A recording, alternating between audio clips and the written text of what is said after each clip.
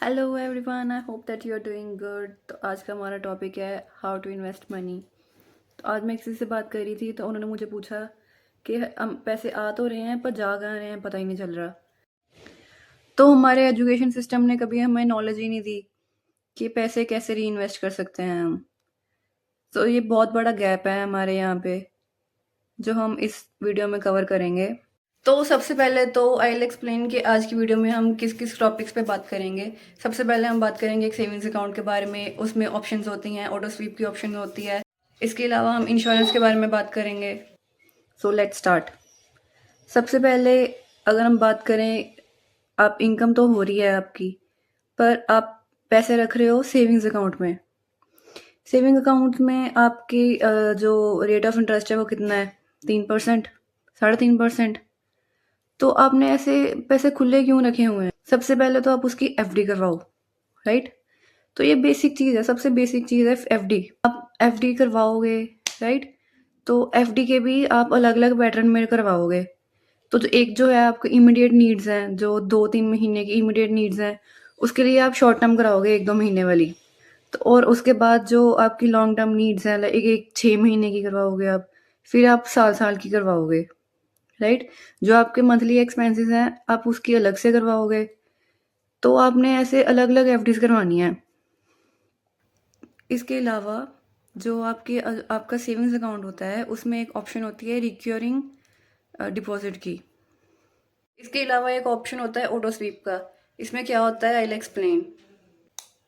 तो इससे क्या होगा, जब भी आपके पैसे अकाउंट में आएंगे वो अपने आप ही एफडी बन जाएगी उसकी। तो आपने सबसे पहले अपने आप एफडी वाला ऑप्शन सिलेक्ट करना है। और इसके अलावा एक होती है इन्फ्लेशन, कि उनको ये नहीं पता कि इन्फ्लेशन क्या होती है। तो इन्फ्लेशन है जो महंगाई बढ़ रही है। पहले एक समोसा 1 रुपये का आता था, 2 रुपये का आता था, वही अब 10 रुपये का आ रहा है, लाइक। इसके अलावा हम एग्जांपल दे सकते हैं पेट्रोल की। जो पेट्रोल पहले 20 रुपये का आता था, 25 रुपये का आता था, आज से 20-25 साल पहले, उसका रेट अब है 100 रुपये। गोल्ड की देख लो, आज के टाइम पे इन्फ्लेशन का रेट आप चेक करो इंटरनेट पे। इन्फ्लेशन का रेट जनरली अभी तो पीछे था 6-7%। अभी आप लेटेस्ट चेक करना कितना आ रहा है। तो आपका इन्फ्लेशन ही 6% है। आप सेविंग्स अकाउंट में आपको 3% मिल रहा है, तो आप तो घाटे में हो ना। आप 3% घाटे में हो। आपको एक एफडी करवाने से ही बहुत फ़र्क पड़ जाएगा। आप कभी भी पैसे अपने ऐसे खुले मत रखना सेविंग्स अकाउंट में। अगर आपके पास 4-5 लाख रुपए सेविंग्स अकाउंट में ऐसे ही पड़े हुए हैं, तो आपको 3% मिल रहा है, उसका कोई फ़ायदा ही नहीं है। तो आप एफडी करवाओ एटलीस्ट उसकी, ठीक है। तो ऐसे छोटे छोटे स्टेप्स हैं जिससे आप लाखों रुपए बचा सकते हो, आप सेव कर सकते हो, आप री इन्वेस्ट कर सकते हो, आप कमा सकते हो। It's a type of investment. तो आज आपको ये हज़ारों में लगेगा आपका फ़र्क, और आने वाले टाइम में यही फ़र्क आपको लाखों में लगेगा। हज़ारों लाखों बन जाते हैं, लाखों करोड़ों बन जाते हैं। तो थोड़े थोड़े पैसे से ही आप बहुत सारे पैसे कमा सकते हो। तो this is called smart investment. आपने स्मार्ट इन्वेस्टमेंट करनी है। इसके अलावा हमारा बहुत बड़ा टॉपिक है यहाँ पे, वो है insurance. I am not a insurance agent, मैं इंश्योरेंस नहीं बेचती, बट मैं आपको एक बेसिक बात बता देती हूँ कि यहाँ पे लोग कहते हैं कि ऐसे बातें मत करो, है ना, इंश्योरेंस की बातें मत करो। तो उन्हें मतलब नॉलेज ही नहीं है कि इंश्योरेंस कितनी इम्पॉर्टेंट है। Insurance is very very important. क्यों इम्पॉर्टेंट है इंश्योरेंस? I will explain. एक इंश्योरेंस होती है एंडोमेंट प्लान वाली। उसमें क्या होता है, आप हर साल पैसे डिपॉजिट करते रहते हो और एंड में 10-20 साल बाद आपको वो सारे पैसे इकट्ठे मिल जाते हैं। तो उसका कोई फ़ायदा नहीं है। वो मतलब इंश्योरेंस के नाम पे ना, वो आपके पैसे जो हैं वो एक अलग जगह पे रुके रहते हैं। आप कहीं पे वो निकाल नहीं सकते या री इन्वेस्ट नहीं कर सकते, राइट। तो ऐसी इंश्योरेंस का कोई फ़ायदा नहीं है। इंश्योरेंस का प्रॉपर मीनिंग आपको पता है? आपको पता है, पर आप फॉलो नहीं करते इंश्योरेंस का प्रॉपर जो मीनिंग होता है। तो इंश्योरेंस आपको करवानी है तो आप करवाइए टर्म इंश्योरेंस कि कल को आपकी फैमिली को बेनिफिट हो। तो कुछ एक प्लान्स होते हैं इंश्योरेंस वालों के कि हर साल आपने इतने पैसे देने हैं, इतने साल तक देने हैं। और लाइक मुझे किसी ने प्लान बताया था बैंक वालों ने कि हर साल आपको 2-2 लाख रुपए देने हैं 10 साल तक। और उसके बाद जो 5 साल आपका गैप रहेगा, 5 साल आपने कुछ नहीं करना, ना इधर देखना ना उधर देखना, ना आप पैसे निकलवा सकते हो। अगर आपने 15 साल के बीच में जो 5 साल का वो गैप है, अगर उसमें आपके पैसे की ज़रूरत पड़ गई, आप निकलवा भी नहीं सकते। तो 15 साल आपने पैसे लगाए रखे एक जगह पे, और उसके बाद वो कितने पैसे देंगे आपको? 8% के हिसाब से वो पैसे देते हैं। तो वो कह रहे थे कि मतलब हमने 20 लाख लगाए 10 साल, जोड़ जोड़ के, उसमें भी इन्फ्लेशन आ जाएगी, राइट? बहुत कुछ आ जाएगा उसमें। अगर मैंने किसी अच्छी जगह लगाए होते पैसे तो मुझे कितना बेनिफिट होता, जिसका मतलब मैं पैसे किसी भी टाइम निकलवा सकती हूँ। तो ये जो पैसे हैं ना वो ब्लॉक हो जाते हैं। तो मेरा प्लान ऐसा था, मतलब वो बैंक वाले ऐसे प्लान बता रहे थे कि 10 साल में आपने 20 लाख रुपए दिए, 5 साल का गैप हो गया, जो 15 साल कंप्लीट हो गए उसके बाद हम आपको देंगे 35 लाख। तो मैंने कैलकुलेशन की तो उसका कोई फ़ायदा ही नहीं है। वो वही 7% का इंटरेस्ट बन गया। तो जो 5 साल का गैप है उसमें उसमें उन्होंने खुद बहुत पैसे कमा लेने हैं, मुझे क्या मिला? मतलब कुछ खास नहीं मिलेगा। 15 साल तक मैं अपने 20 लाख रुपए ब्लॉक करके रखूं, क्यों? तब तक तो बहुत अच्छी जगह में पैसे इन्वेस्ट कर सकती हूँ ना। तो इन इन इंश्योरेंस पॉलिसीज़ का कोई फ़ायदा नहीं होता। आपने इंश्योरेंस करवानी है तो आप करवाओ हेल्थ इंश्योरेंस, टर्म इंश्योरेंस। ये 2 इंश्योरेंस करवाओ आप। अपनी फैमिली की हेल्थ इंश्योरेंस करवाओ ताकि कल को कोई मेडिकल इमरजेंसी हो तो आपका जो हेल्थ इंश्योरेंस है वो आपको बचा के रखेगा। अगर आपके अकाउंट में 20 लाख रुपए हैं, अगर भगवान ना करे, अगर आपको आपके किसी फैमिली मेम्बर को इमरजेंसी हो गई, तो आपके जो अकाउंट में पैसे हैं वो जाएंगे। आपके पास इंश्योरेंस ही नहीं है तो इंसान कर्जा लेता है। अगर आपके पास 20 लाख नहीं है, 20 लाख का अगर आपका खर्चा है, तो इंसान कर्जा लेता गया, कभी इधर से मांगता है कभी उधर से मांगता है, तो वो बहुत बड़ा डेट में जाता है इंसान। लोन उठाता है, मतलब सभी नेबर से वो लोन उठाते हैं लोग, है ना? एक जगह से पैसे उठाते हैं दूसरी जगह दे देते हैं। क्रेडिट कार्ड उनके जो हैं वो नेगेटिव में हैं, बहुत सारे पैसे नेगेटिव में हैं। कभी किसी दोस्त से मांग लिया, कभी किसी को दे दिए, कभी किसी को दे दिए। क्यों? बिकॉज उन्होंने इंश्योरेंस ही नहीं करवाया। उन्हें पता ही नहीं है कि पैसों को कैसे मैनेज करना है। So it's very bad thing. आप सबसे पहले तो हेल्थ इंश्योरेंस करवाओ, अपनी फैमिली का हेल्थ इंश्योरेंस करवाओ ताकि जो इमरजेंसी हो उसमें हेल्थ इंश्योरेंस आपके काम आएगा। फिर दूसरे नंबर पे आप करवाओ टर्म इंश्योरेंस। टर्म इंश्योरेंस होता है कि आप, भगवान ना करे, अगर आपको कल को कुछ हो जाता है, अगर आप ही एक फैमिली में ब्रेड अर्नर हो, आप ही कमाते हो, आपसे ही खाना चलता है घर का, तो आपको टर्म इंश्योरेंस करवाना चाहिए। क्योंकि ज़िंदगी के साथ भी ज़िंदगी के बाद भी, तो आप चले जाओगे तो आपकी फैमिली को बहुत अच्छे पैसे मिलेंगे। इसमें क्या स्कीम होती है? तो टर्म इंश्योरेंस में क्या होता है कि आप 10,000 रुपये देते हो 1 साल का और आपको 1 करोड़ रुपये मिलते हैं। तो ऐसे इनके प्लान्स हैं। इसके अलावा आपको आप इससे बेटर प्लान भी ले सकते हो कि जैसे आपने 1 साल का 20,000 रुपये प्रीमियम दिया, और आपको अगर आपको कुछ हो जाता है तो आपकी फैमिली को 2 करोड़ रुपये मिलेंगे। तो ऐसे करोड़ों के बेनिफिट्स हैं। पर इसमें कमी क्या है कि जो आपने 10,000 रुपये दिए हैं ना वो आपको वापस नहीं मिलेंगे। बट हाँ, अगर आपको कुछ हो जाएगा तो आपकी फैमिली को 1 करोड़ रुपया मिलेगा। तो इसमें क्या होता है, तो आपको अगर आपकी फैमिली को 1 करोड़ रुपया मिल रहा है, उसको अगर आप बैंक में भी जमा करवाओगे तो वही 6-7% के हिसाब से आपको साल के आपकी फैमिली को मिल जाएंगे 7-8 लाख रुपए। और मंथली कितना हो गया? वो 50-60 हज़ार रुपये हो गया मंथली। इससे आपकी फैमिली अच्छी चल जाएगी आपके बाद में, राइट? ये बातें कोई बताता ही नहीं है। क्यों नहीं बताता? क्योंकि जो इंश्योरेंस एजेंट होते हैं उन्हें इसमें अच्छा कमीशन नहीं मिलता, है ना? वो अपना बेनिफिट देखते हैं। उन्हें एंडोमेंट प्लान में कमीशन मिलता है अच्छा, कि पैसे प्रीमियम जमा करवाई जाओ और एंड में वापस ले लो। बट उसमें वो इंश्योरेंस का काम नहीं ना कर रहा वो तो एक सिर्फ सेविंग प्लान है।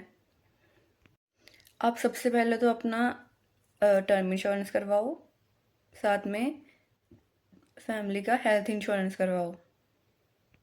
तो जो आपको 50-60 हज़ार रुपये टर्म इंश्योरेंस से आपकी फैमिली को मिलेगा, वो आपको स्वर्ग में भी दुआएं देंगे। तो आपके फैमिली वाले भी बोलेंगे कि चलो ज़िंदगी में कोई तो काम अच्छा किया, अगर आप लड़ते हो घर पे तो। कभी भी ये मत सोचो कि मुझे पैसे वापस नहीं मिल रहे। इंश्योरेंस का मतलब पैसे वापस लेना नहीं होता। टर्म इंश्योरेंस में आपके पैसे चले जाएंगे। आप उतने ही पैसे दे रहे हो जितना आपको कवर चाहिए। आपको 1 करोड़ का 2 करोड़ का कवर मिल रहा है, तो वो बहुत अच्छी बात है। तो इस तरीके से आप पैसे बचा भी सकते हो। आप मान लो आप महीने का 1-2 लाख रुपए कमा रहे हो, उसमें से 1 साल के आपने कितने कमाए पैसे? अगर आप 1 लाख रुपए पर मंथ कमा रहे हो, 1 साल में आपने कमाए 12 लाख रुपए। 12-15 लाख रुपए तो कमा ही लेते हैं सभी। तो 15 लाख में से आपने क्या करना है, आपने इंश्योरेंस करवानी है, टर्म इंश्योरेंस करवानी है 10 हज़ार की या 20 हज़ार की ईयरली। तो ये ईयरली हो गया आपका। तो उससे आपको कवर मिल जाएगा 1 करोड़ का या 2 करोड़ का, जो भी आप प्लान यूज़ करते हो। That's it. तो आपके जो पैसे हैं ना वो बच जाएंगे। जो पैसे एंडोमेंट प्लान में आपने ब्लॉक करवाने थे ना, मतलब आप किसी कहीं और जगह यूज़ नहीं कर सकते, इन्वेस्ट नहीं कर सकते, तो उससे आप बच जाओगे। तो ये पैसे सेव करने का तरीका है ये भी। तो अगर आपने यही एंडोमेंट प्लान चूज़ किया होता, तो उसका प्रीमियम कितना है? उसका प्रीमियम ईयरली है 10 लाख या 20 लाख रुपए, जो आप प्लान चूज़ करते हो उसके हिसाब से। तो ये तो पैसे ब्लॉक हो गए ना। आपको ज़रूरत नहीं है अपने पैसे ब्लॉक करवाने की। तो ये यहाँ पे बहुत बड़ा गैप है कि लोग सोचते हैं कि इंश्योरेंस करवा रहे हैं तो बाद में कितना पैसा मिलेगा, मतलब 10-20 साल बाद। तो 10-20 साल बाद पैसे नहीं लेने होते। इंश्योरेंस का मतलब ये नहीं होता। इंश्योरेंस का मतलब होता है आप टर्म इंश्योरेंस करवाओ या हेल्थ इंश्योरेंस करवाओ। इसके अलावा मार्केट में आजकल बहुत चल रहा है क्विक मनी। क्विक मनी के बहुत सारे ऑफर्स आते हैं लोगों को। मार्केटिंग आती है लोगों को ऑफर्स। तो इन सब चीज़ों से हमेशा दूर रहना है। 10 दिन में पैसा डबल करने की जो स्कीम है उनसे हमेशा दूर रहें। कभी इन चक्करों में मत फंसें।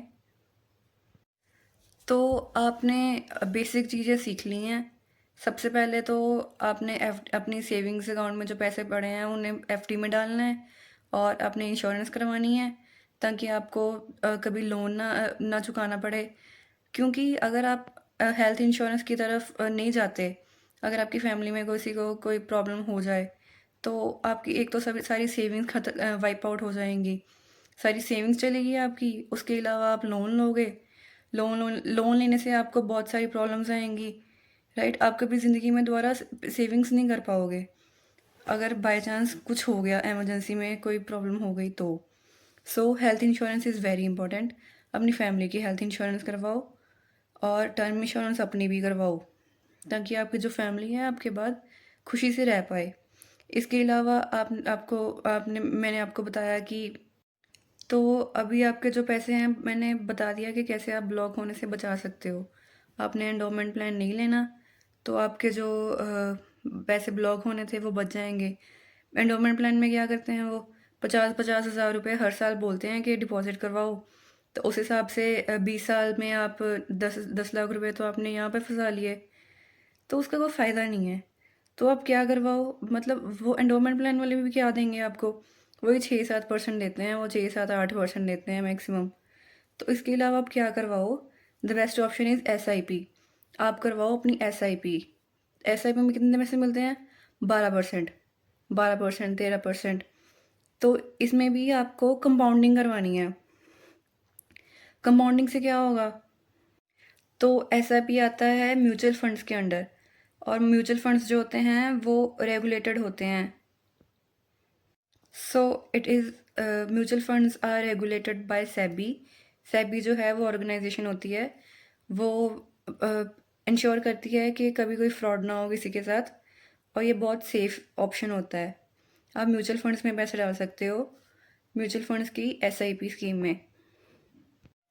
एसआईपी की फुल फॉर्म होती है सिस्टमैटिक इन्वेस्टमेंट प्लान। इसके अलावा मैं आपको बता दूं कि कभी भी डायरेक्टली स्टॉक्स में नहीं जाना, क्योंकि आप वो उसकी स्कीम आप समझ नहीं पाओगे स्टॉक्स की, तो आपको लॉस हो जाएगा। तो इस तरीके से आपने जो पैसे हैं अलग अलग जगह पे आपने इन्वेस्ट करने हैं, अलग अलग जगह पे आपने लगाने हैं, बिकॉज ऐसे कहा जाता है कि never keep all your eggs in one basket. इसके अलावा कुछ कंपनीज हैं जो जो क्रिसल से या फिर इकरा से रेटिंग जिनको मिली हुई है, उनको या तो 5 स्टार मिले हुए हैं। तो कुछ कंपनीज हैं जिन्हें इसके अलावा कुछ कंपनीज हैं जो क्रिसल से या फिर इकरा से जिन्हें रेटिंग मिली हुई है, AAA रेटेड है। AAA रेटिंग उन्हें मिली हुई है, it means it is as secured as a bank. बहुत ज़्यादा ये सेफ इन्वेस्टमेंट होती है और वो आपको इंटरेस्ट बहुत अच्छा देते हैं। ये वाली कंपनी से आपको 9% तक इंटरेस्ट दे देती हैं। सुनने में आपको लग रहा होगा कि 9% से क्या ही फ़र्क पड़ेगा, बट 9% से बहुत ज़्यादा, लाखों में फ़र्क पड़ता है। यही अगर आप कैलकुलेशन करो तो आप क्या देखोगे कि आने वाले जो टाइम में अगर आप 20 साल की कैलकुलेशन करो और उसमें कंपाउंडिंग आ जाए, तो बहुत बड़ी इन्वेस्टमेंट होती है ये। आपको बहुत अच्छे पैसे आप कमा सकते हो। तो इसमें कंपाउंडिंग की बहुत बड़ी पावर होती है। कईयों को ये नहीं पता होगा कि कंपाउंडिंग क्या होती है। I will explain. कंपाउंडिंग का मतलब होता है कि जो आपने पैसे आपने लगा दिए, उसमें जो आपको इंटरेस्ट मिला, इंटरेस्ट के ऊपर आपको इंटरेस्ट मिलता है, that is compounding. For example, मान लो आपने 100 रुपये इन्वेस्ट किया, उसके ऊपर आपने कंपाउंडिंग आपको इंटरेस्ट मिला 20%, तो आपको आपका टोटल कितना हुआ, 120 रुपये। तो नेक्स्ट ईयर क्या होगा कंपाउंडिंग से, जो 120 रुपये हैं उसके ऊपर आपको इंटरेस्ट मिलेगा 20% का, तो आपका टोटल कितना हुआ, 144 हो गया, राइट। तो 2 साल में आपका 144 हो गया। 100 से आपने इन्वेस्ट किया था, 2 साल में 144 हो गया। अगर वही आप तीसरा साल देखो, तीसरा साल आपको इंटरेस्ट मिलेगा 144 पे, वो कंपाउंडिंग की वजह से मिलेगा आपको 20% इंटरेस्ट। तो 144 पे आप इंटरेस्ट फिर से मिला आपको तीसरा साल कितने पैसे हो गए आपके। तो इससे बहुत बड़ा आपको फ़ायदा होगा। अभी आपको कम लगेगा कैलकुलेशन करने में। अगर आप लॉन्ग टर्म में जाओ, अगर आप 20 साल की इन्वेस्टमेंट देखो अपनी, कंपाउंडिंग की वजह से आप जो लाखों के में अपनी इन्वेस्टमेंट की है वो करोड़ों तक चली जाती है।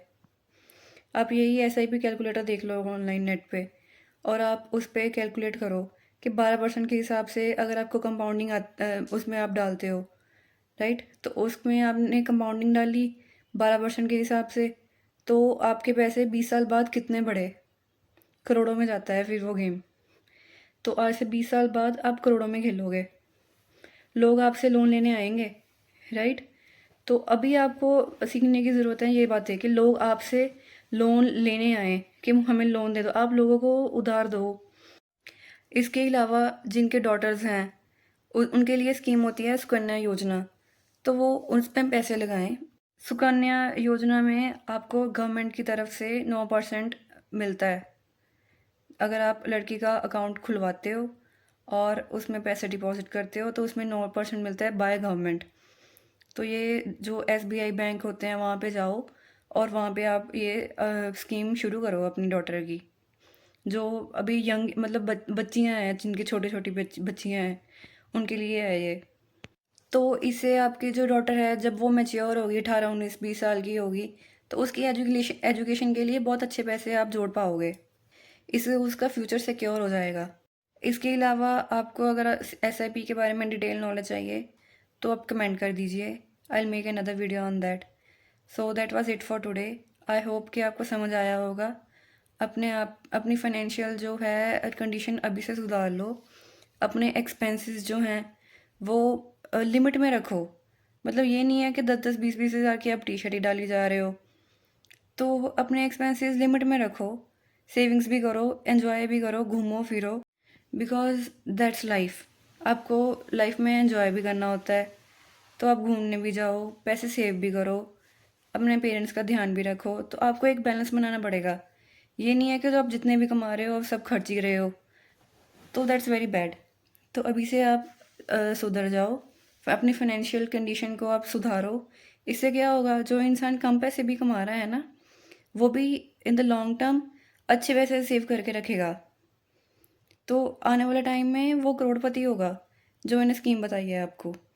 आई होप कि आपको अच्छा लगा होगी मेरी बातें। So like, share and subscribe my channel. So I hope you like the video. Thank you for watching. Have a nice day. Bye.